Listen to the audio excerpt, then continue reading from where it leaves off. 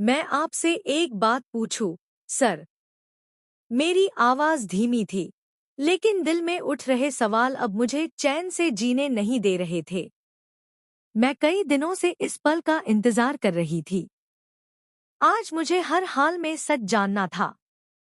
आपने आज तक मुझ पर कभी गुस्सा नहीं किया, कभी ऊंची आवाज में बात तक नहीं की। हमेशा मुझे समझाया, मेरा साथ दिया। लेकिन उस दिन मैं कुछ क्षण के लिए रुक गई। उस घटना की याद आज भी मेरे मन को बेचैन कर देती थी। जब मैं उस कमरे के अंदर जाने वाली थी, तब आप अचानक इतने नाराज क्यों हो गए थे? मैंने आपको पहले कभी उस रूप में नहीं देखा। आखिर उस कमरे में ऐसा क्या है? मेरे सवाल के साथ ही कमरे का माहौल बदल गया। उनके चेहरे की मुस्कान धीरे धीरे गायब होने लगी। आंखों में एक अजीब सी उदासी उतर आई। ऐसा लग रहा था जैसे मैंने अनजाने में उनके दिल के किसी पुराने जख्म को छू लिया हो। कुछ देर तक वे चुप रहे। इतनी खामोशी थी कि घड़ी की टिक टिक भी साफ सुनाई दे रही थी। मैंने फिर हिम्मत जुटाई। सर, प्लीज मुझे सच बताइए। क्या उस कमरे का कोई संबंध राजनी जी से है?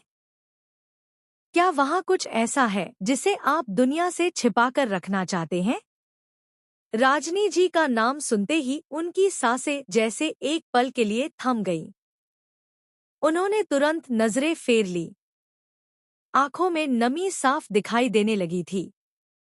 उनके चेहरे पर दर्द, पछतावा और यादों का ऐसा सैलाब उमड़ रहा था जिसे शब्दों में बयान करना मुश्किल था। काफी देर तक वे कुछ नहीं बोले। फिर अचानक उन्होंने गहरी सांस ली और मेरी ओर देखा। उनकी आंखों में अब एक फैसला दिखाई दे रहा था। शायद वर्षों से दबा हुआ सच आज बाहर आने वाला था। तुम सच जानना चाहती हो?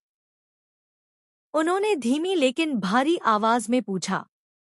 मैंने बिना कुछ कहे सिर हिला दिया। मेरा दिल इतनी तेजी से धड़क रहा था कि मानो उसकी आवाज पूरे कमरे में गूंज रही हो। उन्होंने अपनी जेब में हाथ डाला। धीरे धीरे एक पुरानी चाबी बाहर निकाली। वही चाबी जिसके पीछे अनगिनत सवाल छिपे हुए थे। जिस कमरे का दरवाजा हमेशा बंद रहता था, जिसके बारे में कोई बात नहीं करता था, जिसके पीछे शायद कोई ऐसा रहस्य छिपा था जिसने कई जिंदगियां बदल दी थी।